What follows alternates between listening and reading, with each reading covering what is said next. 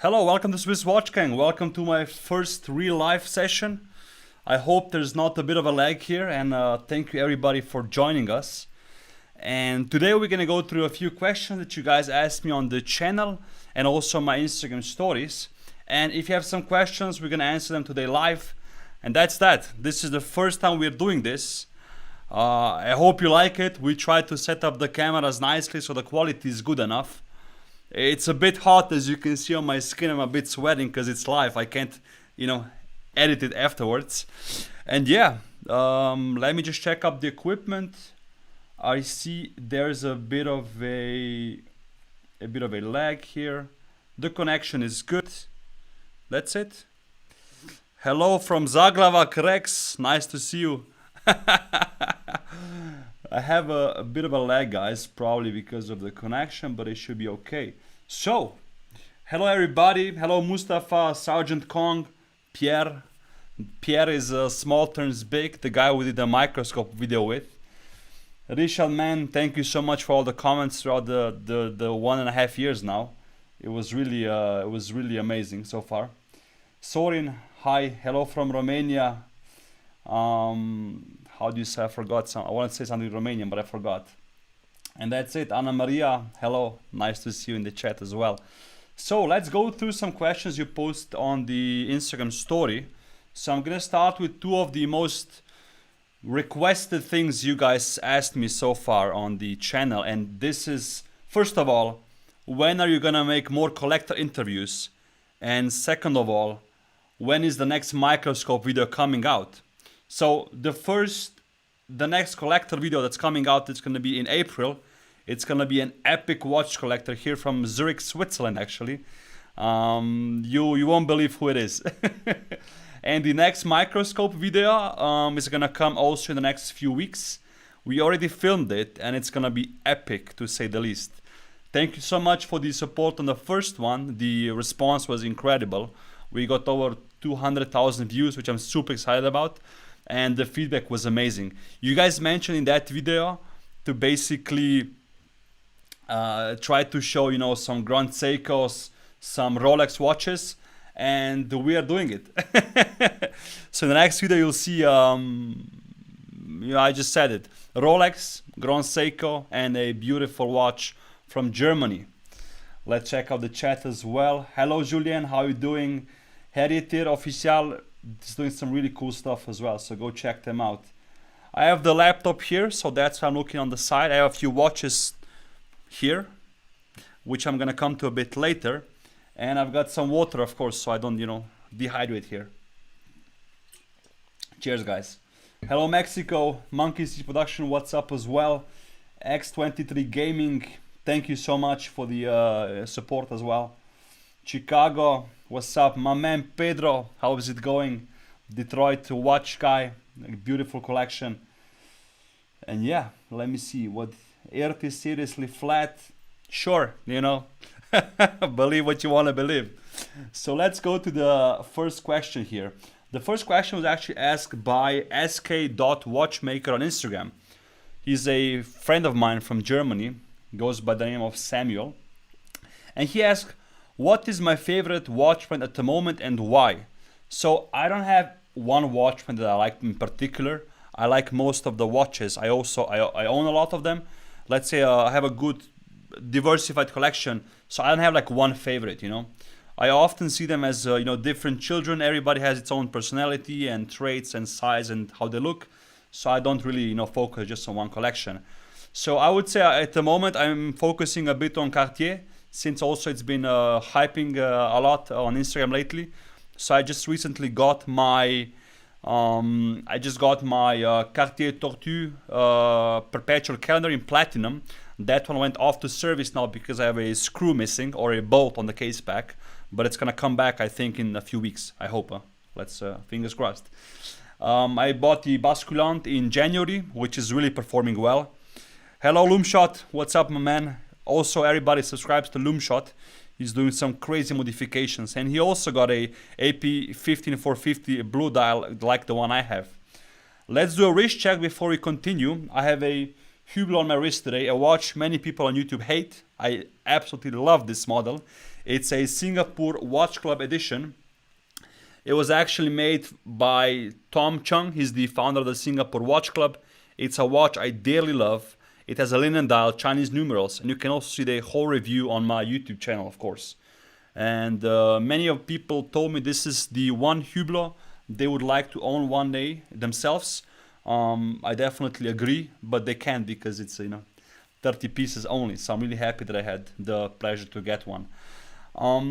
Samuel also asked me if I had the opportunity to create my own watch, what would it be and which complications would I integrate?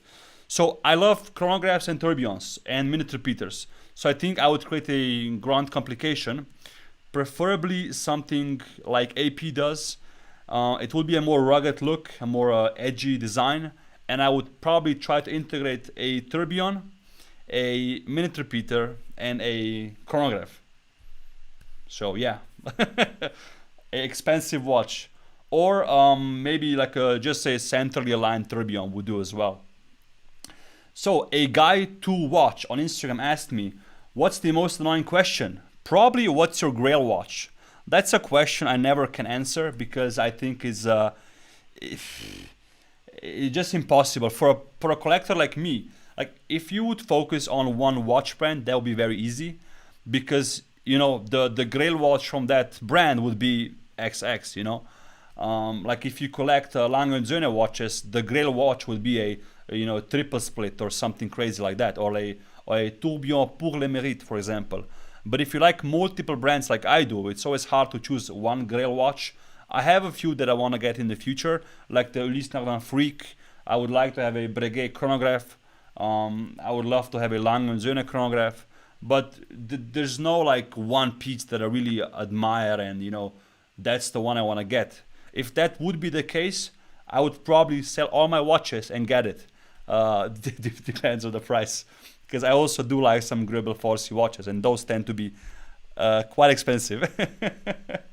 Before we go on, let's check out what the chat's saying. I have a bit of a lag here, guys, so I can't really keep up with the questions. Let me see. Cartier is the bank. Pedro, yes, absolutely. Dr. A and B asks, thanks, love your videos. Thank you so much. In my opinions, on the Vacheron Constantin Overseas Blue. Vacheron Constantin, it was one of the brands I discovered at the beginning of my watch collecting journey. So one of the watches I wanted to have in the back in the good old days, let's say, was a Malte tourbillon from Vacheron Constantin. Now I don't like it anymore, but at the time I thought it was one of the coolest things I ever saw. It was in a magazine. So I think the Overseas, the blue dial is a beautiful watch, great looking movement. I think the bracelet is very nicely designed. I would also consider maybe vintage Overseas models, because they're not really that expensive currently on the market. But getting the new one would also be very nice. Pedro is wearing his Principia from Grönefeld watches, freaking amazing. What's that? Nico is screaming somewhere. Alex says, yeah. Nico from Pride&Pinion doesn't like Hublot, but if I have a chance to go visit him, I'm gonna bring mine with me and try to convince him otherwise. Let's see what you guys say. Long Island, that's maybe a Frank Muller. Michael Hayum says, which brand has fallen off in the last 10 years in your opinion? I mean, there's many brands that I see that are coming back. Like David Thune is having a great year and a great 1.5 years, I would say. And people really started to appreciate the brand now and see for what it's worth, which I'm happy for them. I think, HYT unfortunately has fallen off the grid a bit because of maybe, how much they develop new things, new movements, and how they nurture the community. So I think they had great potential, but they stick with one thing for too long. Otherwise, I think most brands currently are doing an okay job because there's much more awareness about all the brands now, and social media is really expediting everything. Let's see what the next question was from Instagram. It is from, and I hope I pronounced his name correctly, Shabazz.ahmad_sial. So he asked us, tell us about a watch that you liked when you bought it, but after some time you regret buying it. So I usually don't regret any watches I buy because there is a thought process behind why I buy a certain watch. But let's say a watch which I bought and then sold a few months later would be the watch you saw in my collection video, which was the Geralgenta with a beautiful brown coffee dial. I loved it when I saw it. It was, box papers, everything. I wore it a couple of times, and after a while I just didn't wear it anymore. So that was an indicator for me that if I go to the safe and there's a watch which I don't want to wear at all, I try to eventually sell it. Or if the price was, let's say, really low, I just don't care and just let it sit there. But usually I try to, maybe sell it to somebody who has a better appreciation for this watch. So yeah, that's that. But apart from that, no, nothing else. Smoky Times 5 on Instagram asked if the RM bubble will burst. RM is Richard Mille. I don't think so. I think Richard Mille is now at a position where you're so big and so valuable in the watch community, on a global scale, that maybe too big to fail in a way. Like if Richard Mille brings out a limited edition piece, if a customer doesn't buy it, let's say they make 10 pieces, if the customer doesn't buy it, at least the secondary or gray market dealers will buy the watch. So I think whatever they create, either the end customer will buy those watches or the secondary market will just pick them up and resell them and recycle them, and just that's it. So I think RM is good, my opinion. Do I think the prices are inflated and the watch is not worth what the value of the components is? Yes, but this is a different story. You don't buy a luxury watch because the amount of material spent on it is what the watch is worth. No, you buy it because of a dream, because you aspire to own it. You also associate yourself with a certain persona or a certain group of people, and that's it. You commemorate something special in your life. So looking at watches at as at cost value doesn't make sense to me at all. Otherwise we wouldn't have these watches that we have.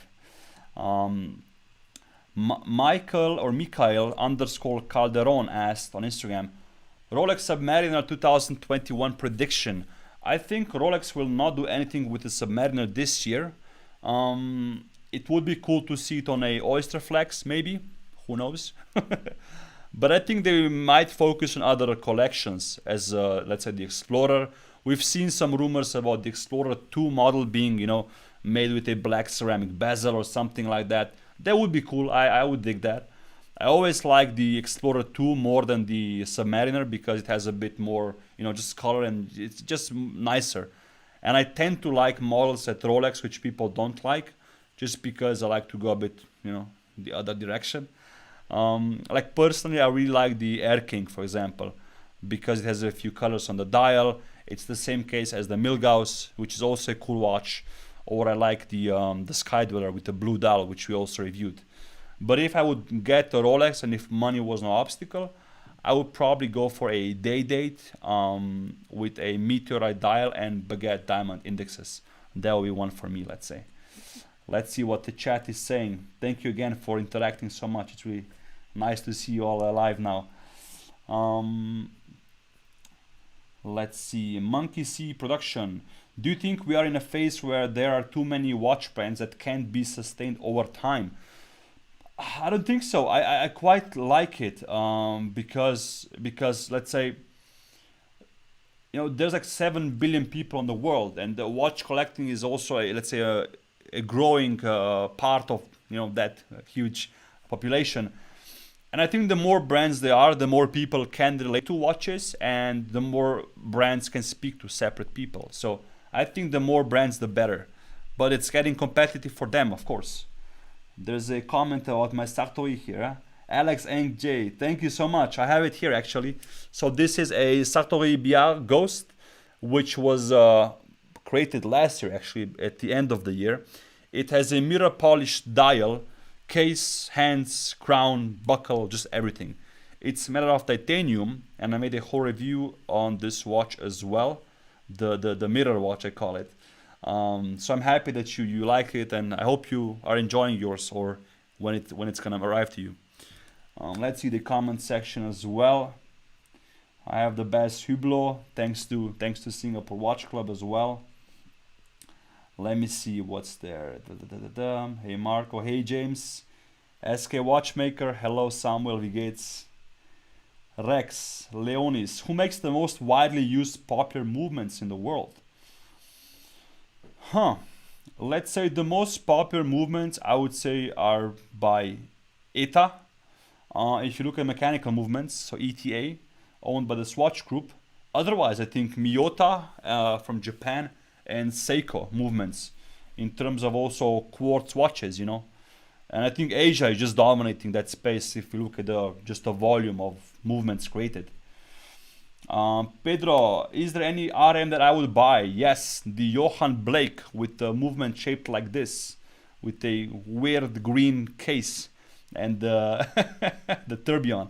That's one I would like to buy, but I think the price is like 500k US, so I gotta work a bit harder. You don't like it? You like Rebel Force more? I mean, I would get both. Why, Pedro? Why be picky? Come on. Shaluso, hey my friend, how you doing? Asel said, I have no idea. Says Laurent Ferrier makes nice stuff. Yes, I agree. Laurent Ferrier watches I think are quite underrated at the moment still, and I do also like it myself. So definitely you're on a good path there. Calvin K, why do you think Royal Oak prices are going through the roof right now? I mean, Royal Oaks are going through the roof since the last few years. It's not just right now, but I think, let's say if you want to buy a jumbo, right, a 15202 Royal Oak, and there's none available, you go to the next one, which is, let's say, the 41mm one, blue dial. You see, okay, that's not available. You jump to the 37mm, which I have, the 15450. So if you can get the jumbo, you try to get the 41, and then you try to get the 37mm. And once those are, not available anymore, you go to the black dial, to the white dial. So I think it just waters down, like with the Nautilus from Patek. People couldn't get a Patek Philippe Nautilus, so eventually the Aquanaut started just to rise exponentially. I think that's what's happening also with Royal Oaks. But again, the brand has been popular for the last few years, and I don't think there's any stopping it as well. I saw a story today where they signed with Marvel or something, Marvel movies, Iron Man, Thor and stuff like that. So, I mean, the worldwide appeal will go crazy after those movies or whatever they're going to come up with. Oda-sama, hey Marco, amazing content. Thank you so much, my friend, local collector buddy. Which vintage extinct brand would you like to be reiterated? I would like to see more from Elgin. I think it's a US brand. Maybe they still do stuff today, but I don't see anything cool popping up. They had a really nice watch which was cushion shaped with Art Deco numerals, which was similar to the Vacheron Constantin 1921, which I personally really like. So I think Elgin would be a fun watch to revive again. Other than that, I don't know. Avi Kat says RM69. Absolutely. Yes. That's a cool watch. Super expensive, but cool. Can't deny that. Samuel, if I could design my own watch. I answered the question already. Scroll back. Harriet Official, what's your thought on Kurono Tokyo? Kurono Tokyo, I do like them at retail price. I would not buy it at resale value because I think people are just blowing up the prices. Like I have a watch here which has a huge resale price. I would say it's the Ming 1706 copper dial, which won the GPAG award as well. So this watch I retailed for 1.2 thousand Swiss francs when I bought it, or US dollars. Now I think they're going for 5,000 US on Chrono 24. Is it worth it at 1.2k? Yes. Would I pay, let's say, 3,000 for it? Yeah, but not 5, 6. So just try to get on the email lists and you maybe you get one yourself. But the quality of Kurono Tokyo is really good. The hands, the dial. So definitely I would advise to buy one. Just not at those crazy Chrono 24 prices. 15,000 for the chronograph makes no sense to me. Why don't millionaire celebrities buy MB&F over Jacob&Co? Mekwel Hayuma asks. So I think it's just a different approach. Jacob is really connected with all the celebrities, and they cater to that audience. And MB&F was 10 years ago a really niche brand, which catered to really niche people and collectors. So it's just a different type of person who buys an MB&F versus Jacob&Co. And the prices are also quite different if you think about it. Hello from the Black Forest. Guten Abend. Let's go to the next Instagram questions so we don't forget those.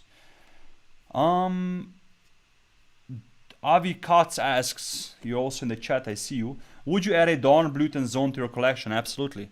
I also reviewed Dornblüth&Sohn on the YouTube channel already. We featured one of my friend's watches, which had a bronze case and a white dial and a 12, which is colored red. And I think he had blued hands. The movement is beautiful. I mean, what Dornblüth&Sohn does is something I really appreciate, because you can buy a really nice looking watch for under 6,000 Swiss francs or US dollars. So definitely I would have one in the future. Just trying to figure out how to customize it, basically, because you can choose a lot of options with them. Then we have Watch Sailor asked me, he would sell the Black Bay GMT and buy what? I mean, if you sell the Black Bay GMT, I would first of all advise against it, because it's a cool watch, and for the price, the quality, the brand awareness Tudor has, I would just keep it, man. Yeah, that's it. That's my advice for your GMT. I have one, so I'm really biased to to tell you to sell it. _Steve_G asked me on Instagram if I have anything against Swiss brands. The answer is no. Like, one of the watches I really love is my Constantin Chaikin Joker watch. I've had this since many years now, and I really love it. It's made in Russia, Moscow, by Constantin Chaikin, of course. Hand engraved on the case back with a Chinese lion. So I'm not, the name is Swiss Watch Gang because I'm here, but the focus is not just Swiss brands, of course. Again, Sartory Billard is also not from Switzerland. Ming watches, same story. So I think, I'm not really focusing just on Swiss brands. I really love German watchmaking, Dornblüth, Henschel, A. Söhne. Many of you know that the 1815 chronograph is one of my favorite chronographs, if not the favorite one, also for the price point. So I think brands and diversifying it throughout all the also countries is great. And I'm seeing more and more independent watchmakers coming up from the Czech Republic, from Hungary, Austria, like we have Habring, France, there's more from Asia coming as well. So I think I don't judge a brand based on where they come from, let's say. Another question from Instagram was from Roderick_Wong69. He asked me my thoughts on vintage Longines. I like them. I like the dressier Longines watches from the past, and I think the shapes of the lugs and the cases were really cool back then. I actually have a vintage Longines and I brought it here on the show. It's from the 1940s. It has a corne de vache, or cow horn lugs. Really cool piece with a salmon dial, blued hands. I think it's tritium, really patinated, and it's a beautiful watch. 36 millimeters. The case back is simple.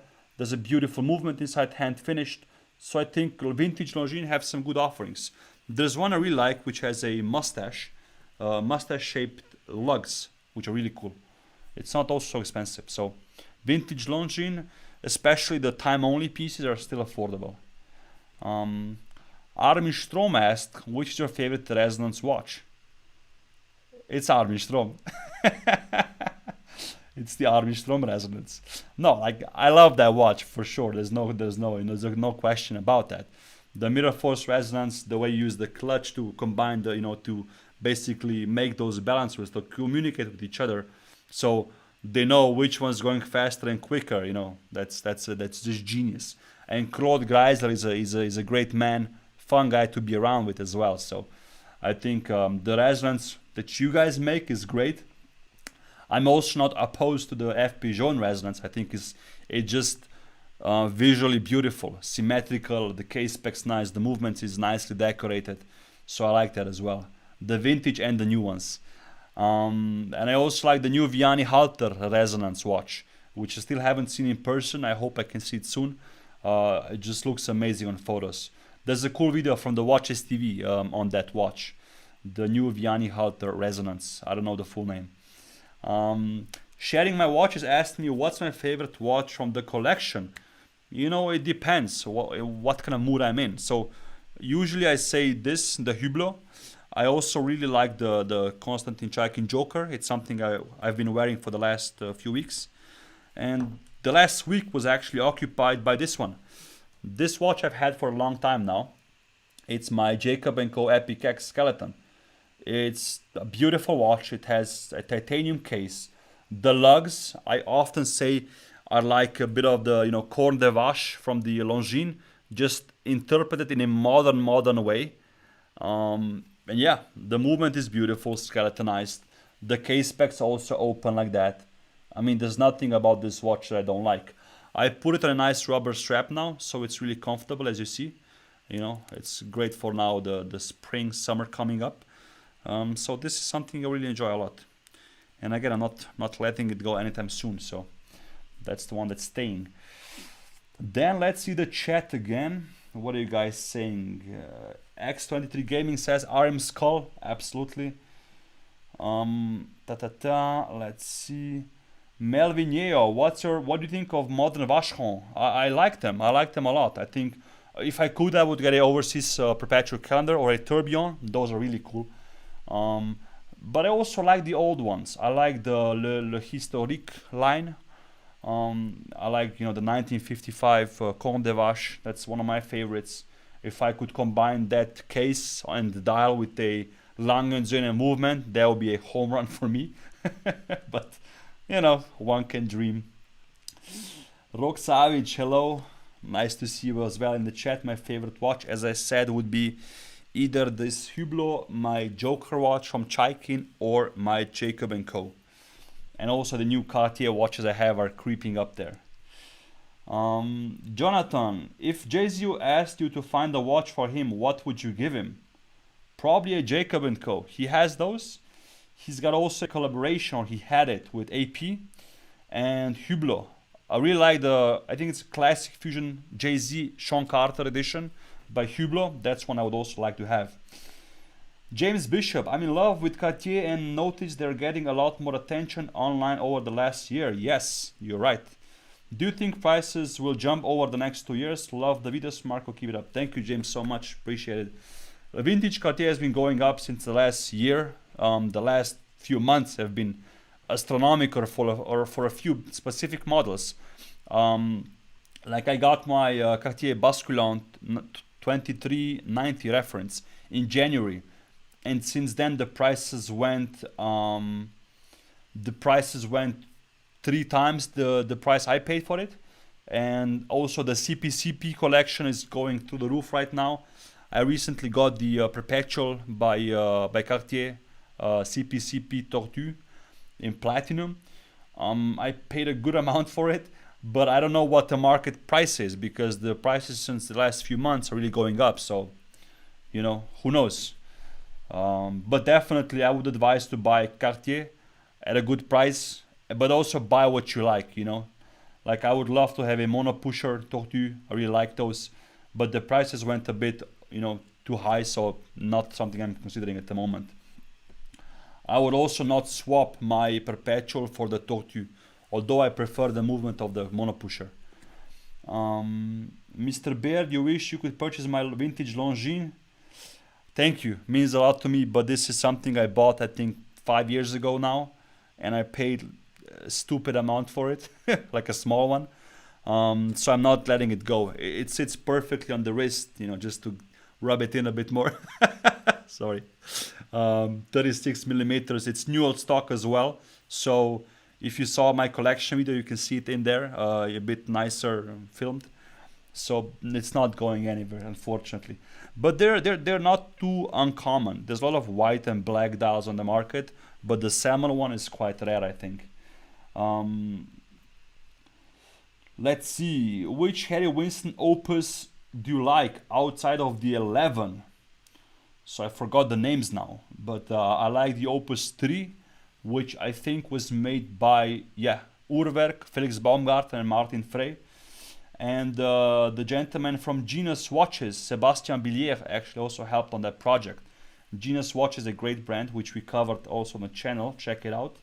I like the Emmanuel Boucher Opus. I don't know the names, but I know the watchmakers. I like what Antoine Prezioso did. I liked what Grebel Forsi made with the Opus watches. I mean, I like most of them. I wish they could make them today as well. But I think the time has passed for those collections. Because most of the watchmakers who are, you know, participants in the Opus line have now successful watch brands on their own, so they don't need it anymore, the publicity. So I think the Opus line is unfortunately, you know, a bit dead right now, or for the future. Let's see. Donavelle XD, sorry. Is there a favorite independent watch? No, there's not any one. Like I said at the beginning, if I would be a collector who collects one watch only, that would be easier because you would exactly know, you know, which one to get. But like, because I'm not, it's not easy. So there's not one brand I really like. I think I'm more and more intrigued by Uhrwerk, MB&F, Debutune, and also the small independents who do watches below 10K. Like Sartory is doing a great job. He's gonna, you know, I hope he's gonna come up with something cool this year as well. I like Ghost watches from Finland, I think. Don't quote me on that now. I like what Ming is doing as well. So, you know, all these small independent brands, which I also featured in one of the videos, and also you can see them on Instagram. I'm really happy that they're creating cool watches, which more people can now buy.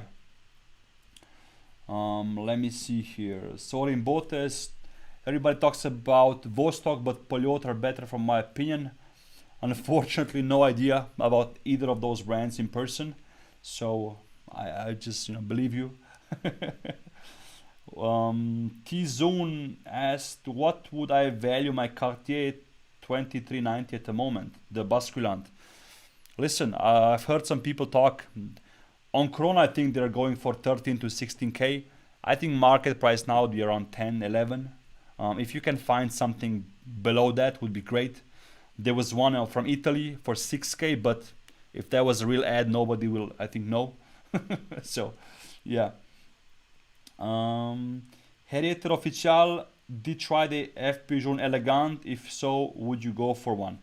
No, I wouldn't. I don't like the FPJ Elegante for myself. I think it's cool looking watch, but I would not pay that price for it.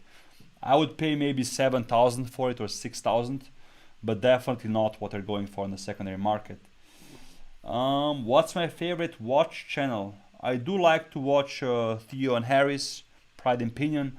I like to watch Roman Scharf because he gives us, let's say, a window to his world, which is the world of the gray market, the dealer perspective, selling watches, which is something I didn't experience because I don't do those things. So Roman Scharf is a good channel, I think, as well. The Timepiece Gentleman School, it's like a longer format show. Just give me a second here. Cheers. The Timepiece Gentleman is nice. I like producer Micah's videos, they're just fun to watch. Teddy Baltazar has a good quality as well.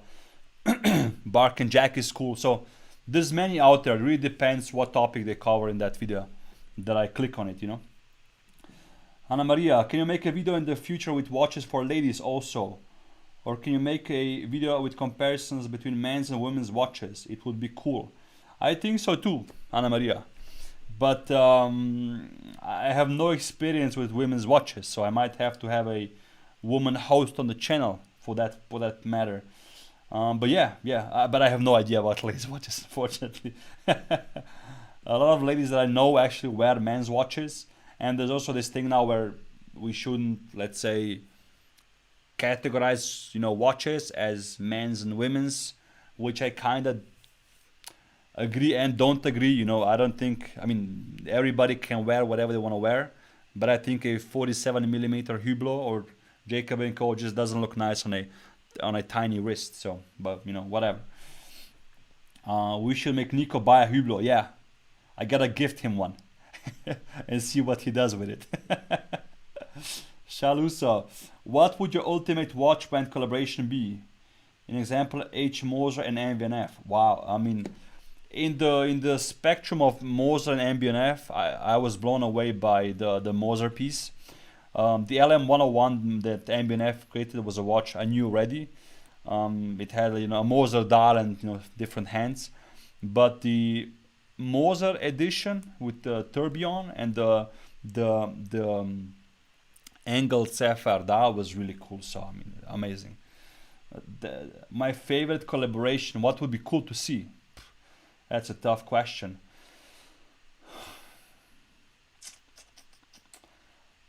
Söhne and Debetun. So why not? Just try it out. Could be nice. Söhne and Debetun merging, Just imagine that. I don't know. Sulaiman Hashim, do you think Jacob&Co will have the same fate of what most watch experts are saying will happen to Richard Mille? Thank you for the support, Sulaiman. No, I think Jacob is doing a great job so far. Also, his son Benjamin took over Arabo, so he coming from the entrepreneurial world as well on his own. Forbes 30 under 30, I think, as well. So really smart guy. So I think Jacob is gonna do just fine in the future, and RM as well. Like I said at the beginning, I have no doubt RM will do really well. Angelo asked, I regret Laurent Ferrier as a very interesting watchmaker. I regard, yeah, me too. Very nice designs. Yes, being a small independent watchmaker, what do you think about LF viability in the market? I think most watch brands get its turn. So Laurent Ferrier will also, I think, get his spot under the sun soon to shine and really, create amazing awareness and just be hyped up. I think online, let's say, platforms, dealers, retailers search for a new brand to hype up every now and then, every few months. So I think Laurent Ferrier, they just have to keep on surviving, and I think their time will come. But I love the double spiral tourbillon, and I just love the micro rotor they make. It's amazing.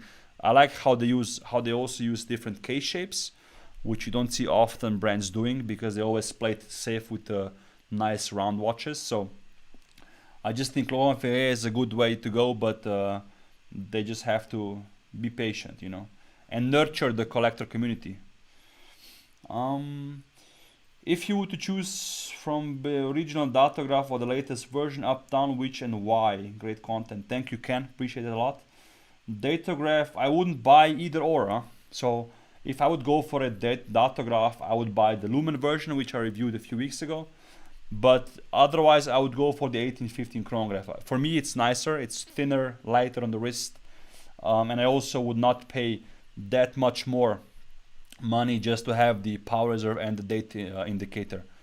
I don't think it's worth it that much for me, because I primarily would buy that watch for the chronograph, just visually.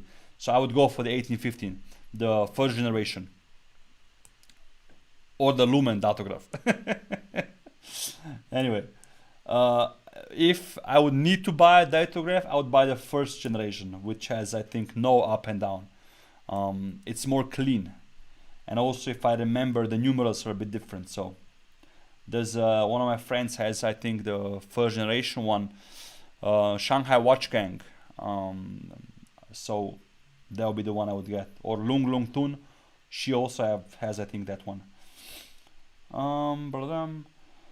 Rex Leonis, thank you again for another question here, my friend. Where do you stand on watches that achieve high prices because of lots of diamonds compared to watches that achieve high prices because they are technological marvels? Which do you care about more?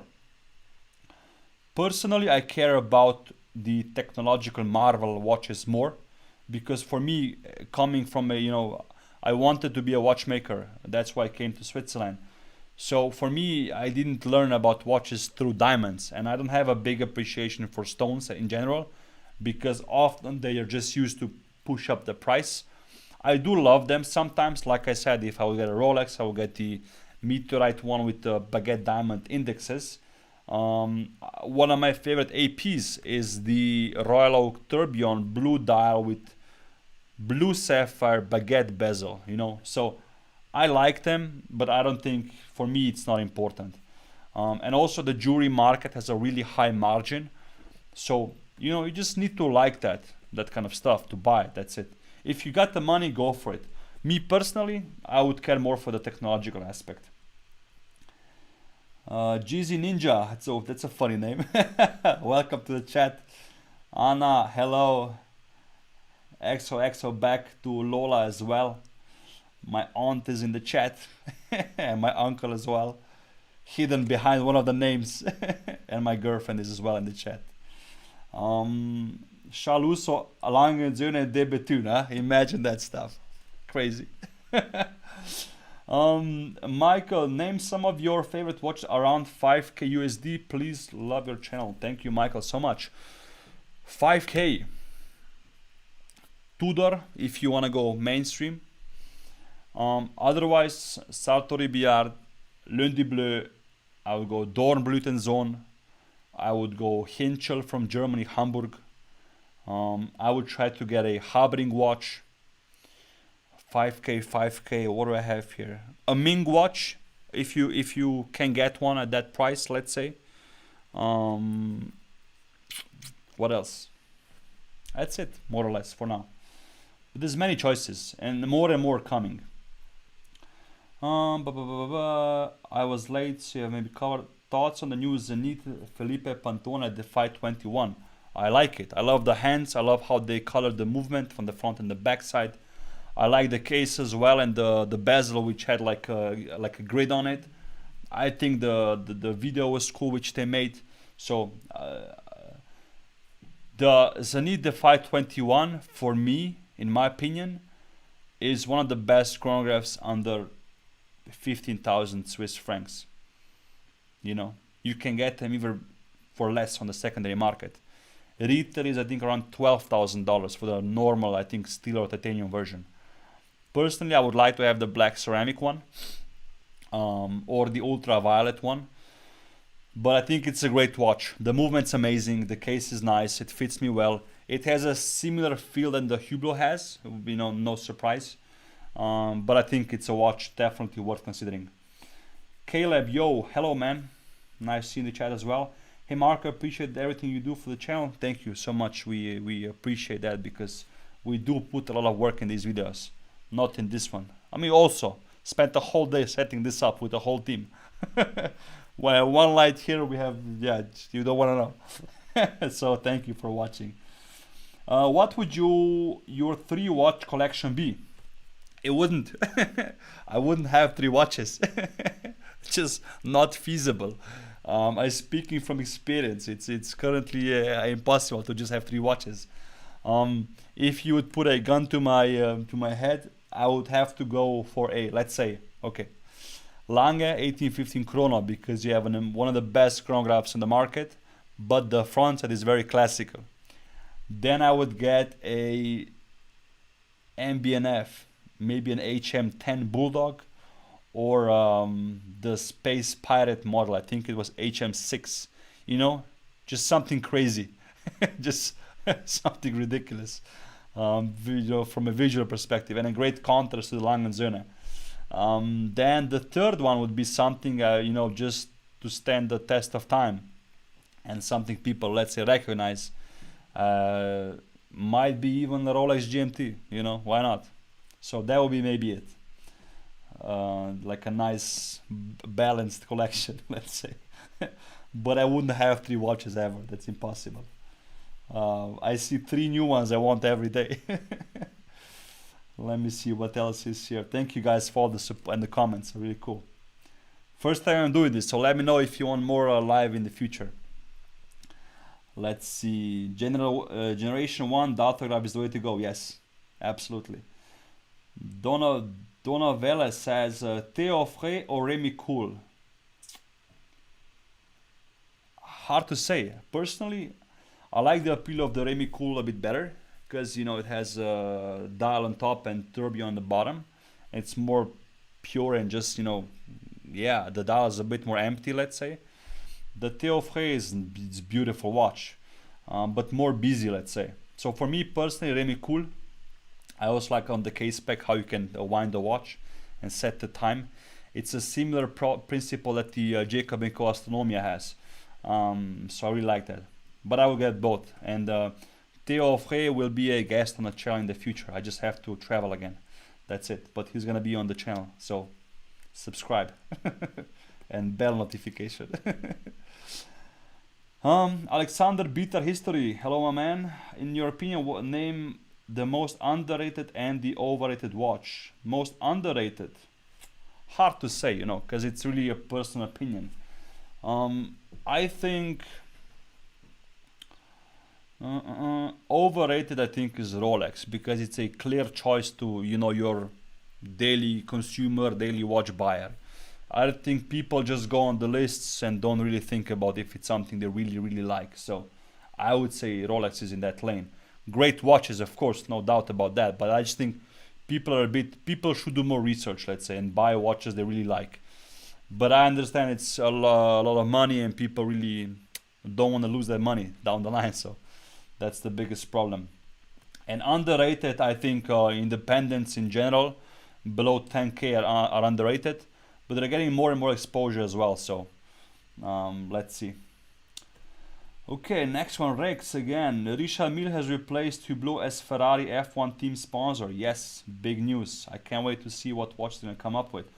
Why do you think this happened and what are your thoughts, if any? I don't know why it happened, to be honest. I think Hublot might be slipping up a bit in terms of brand awareness. But also if you look at Ferrari in the car industry, like you taught me, it's one of the most iconic brands in the world. So Richard Mille has a, let's say, more luxurious brand appeal than Hublot has, and also their whole, I think, motto, or they say they're a racing machine on your wrist. So Richard Mille being a racing machine on the wrist, Ferrari racing machine on the streets or the track, makes total sense.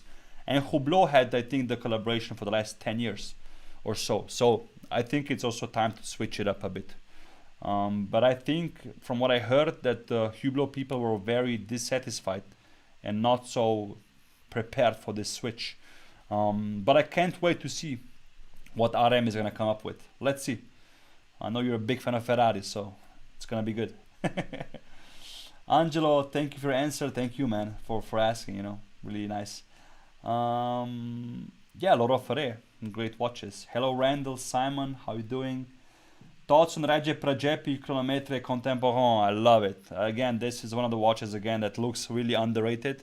If you don't know watches, it looks like a very basic watch, but for those who know that it's a cool watch. That's nice about it. And Rexhep is doing a great job. I met Rexhep at my second Baselworld, was 2017.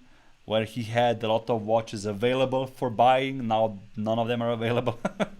So it's nice to see him grow and develop throughout these years.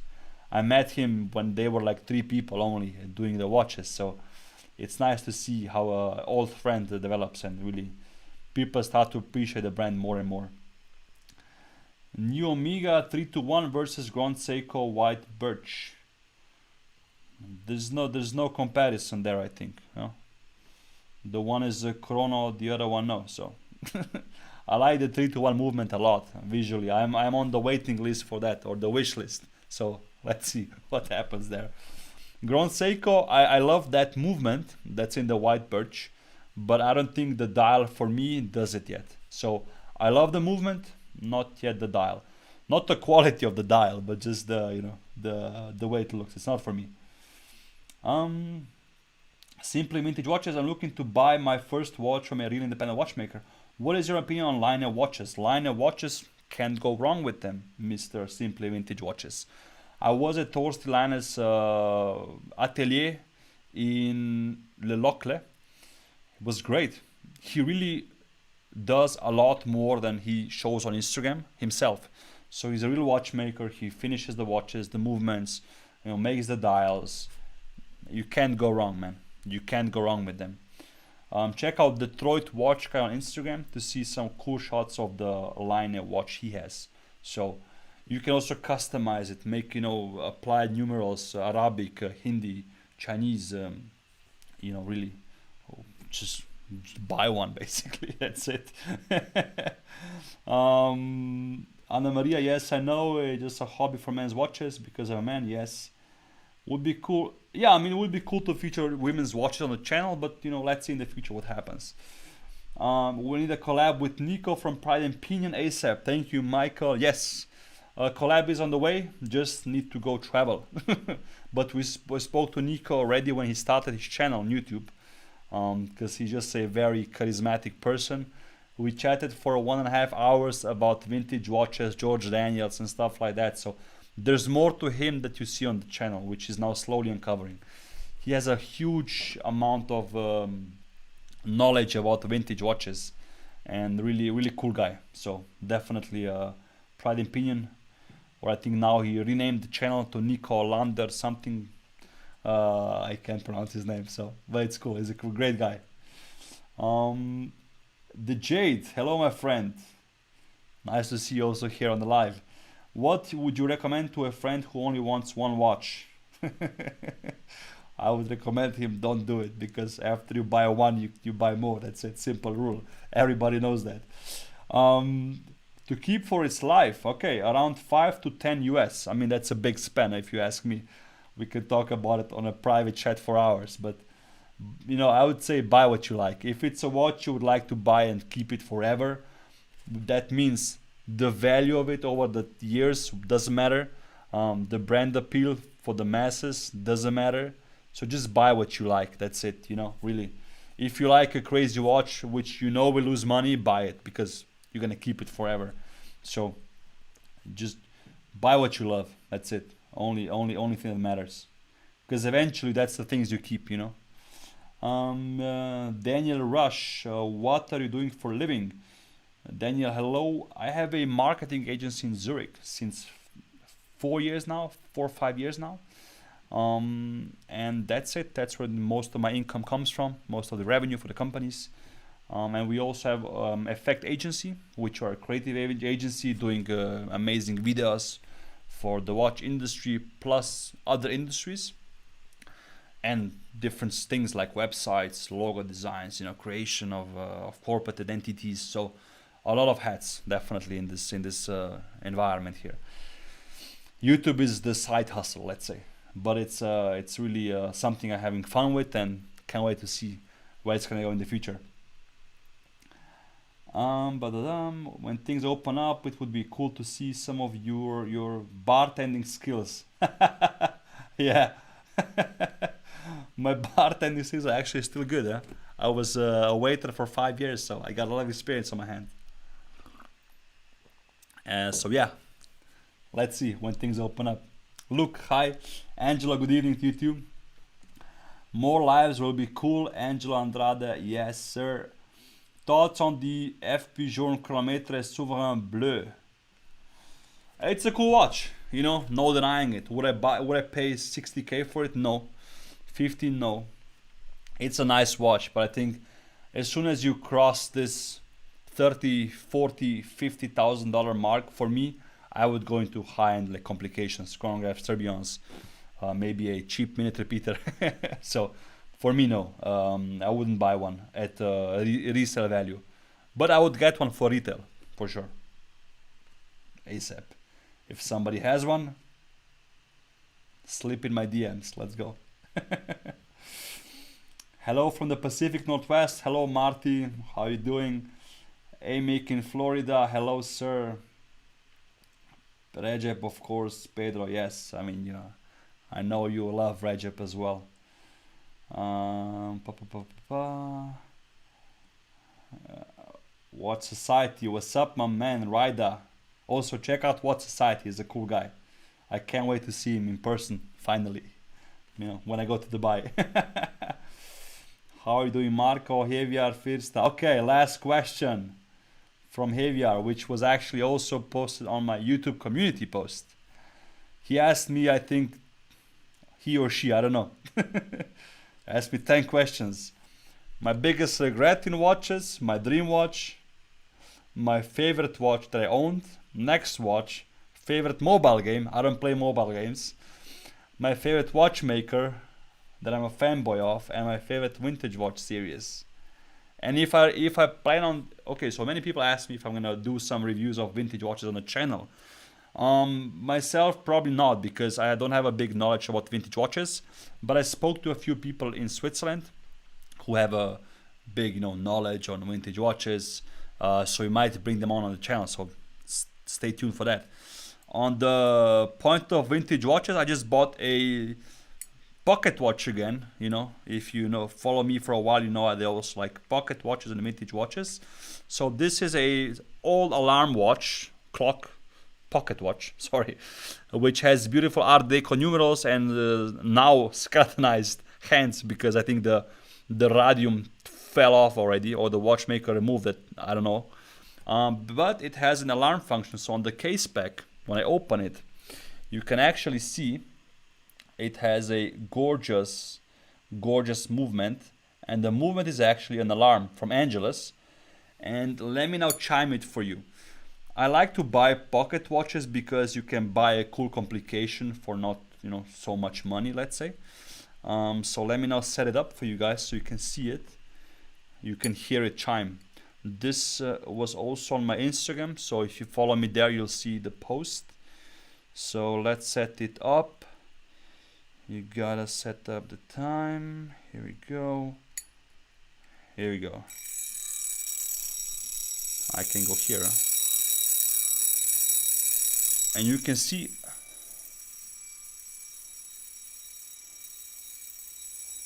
you can see how the gong is now acting like a minute repeater, and actually it's amazing. And again, this was not expensive, and you can stop it with pushing the button on top on the crown, something I super like. Anyway, I like vintage watches. I don't have a huge knowledge on them, but maybe in the future, who knows. Let's see what else in the chat here. Vax Boss, hello my friend. You also are a big supporter of the channel. I know you for a long time now. Thank you for that. Do you like skeletonized Rolex like the one from Artisans de Geneve? Yes, I do actually. I think if you want to get a skeletonized Rolex, Artisans de Geneve is something you should consider.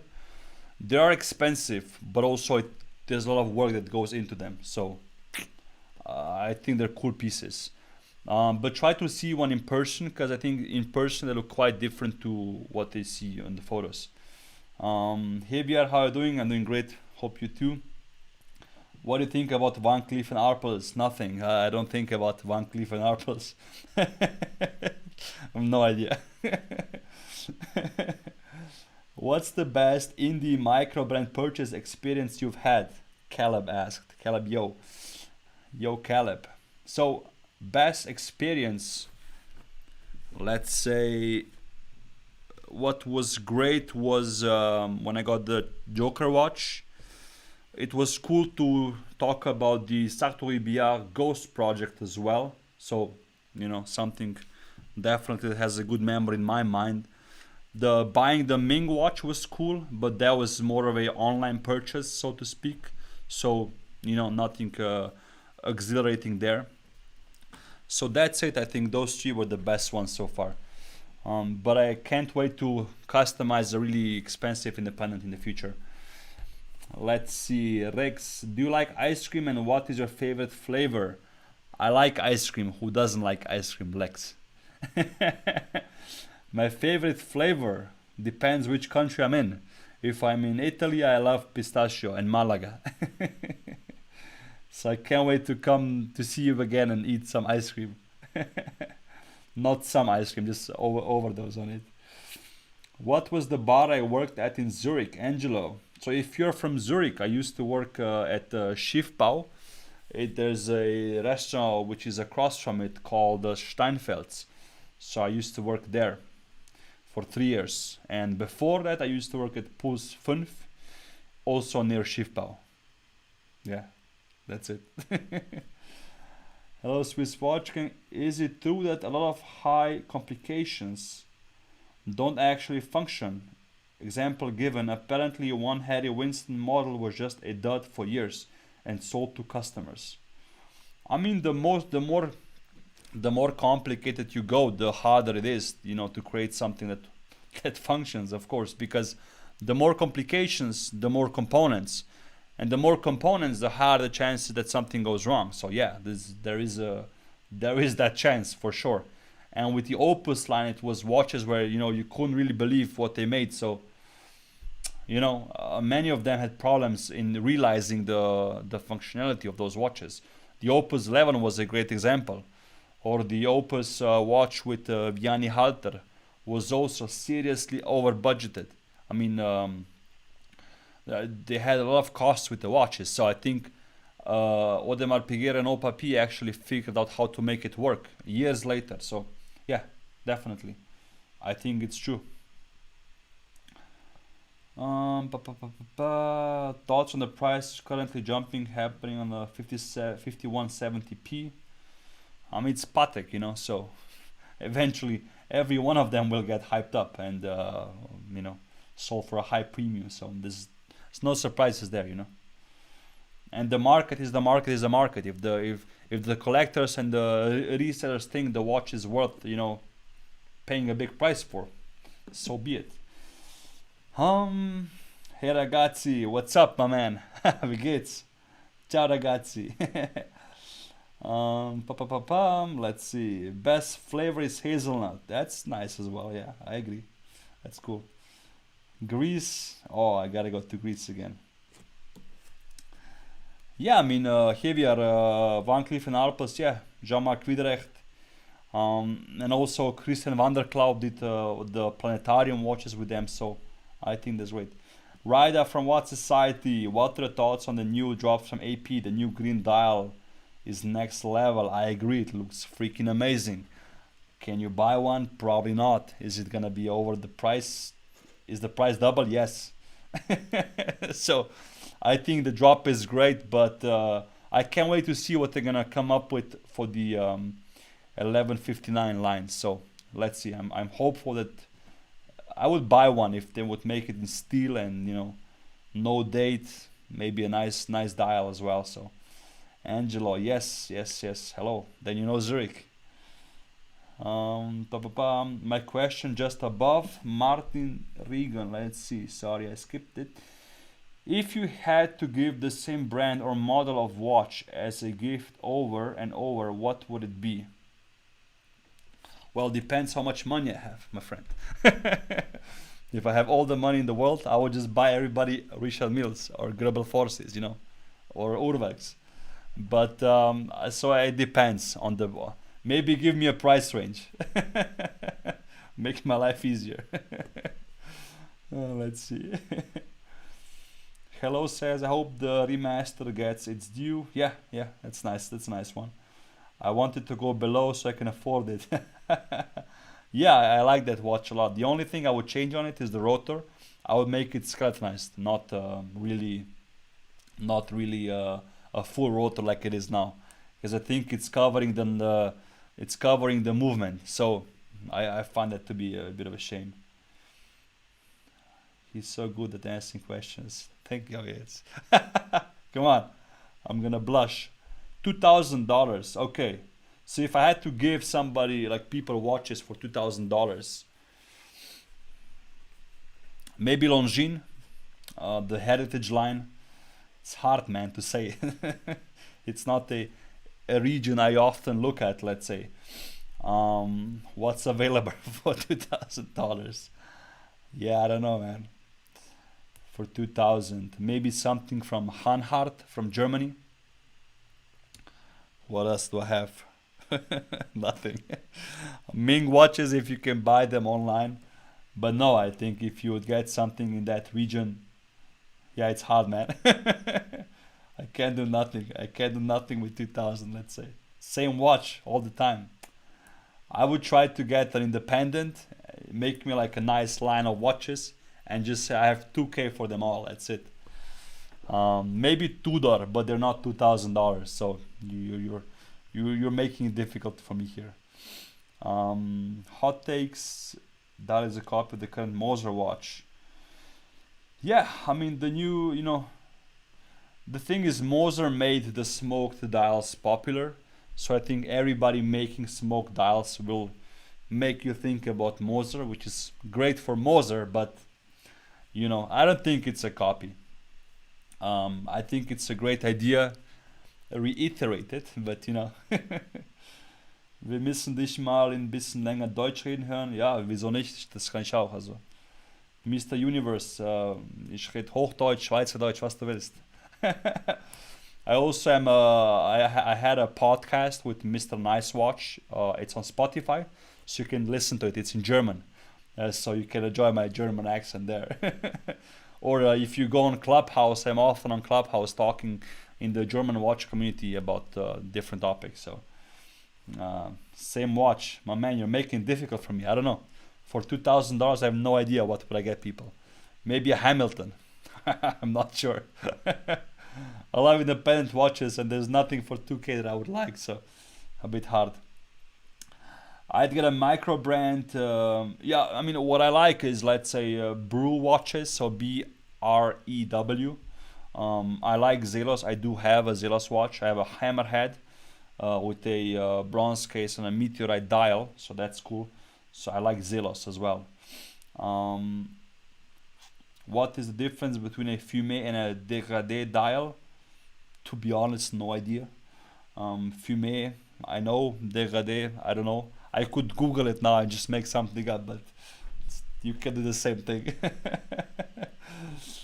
2000 Longines, yeah, Longines is nice. So I would get the Longines for 2K. A Sin, I like Sin watches, yeah. But Pedro, Ophion, yes, but it's 3.5K, man. We got a budget of 2K now. Let's figure this out. No, but I don't know. So yeah, I agree, Pedro.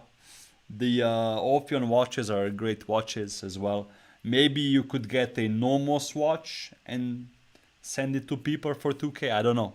I'm sorry to disappoint you here.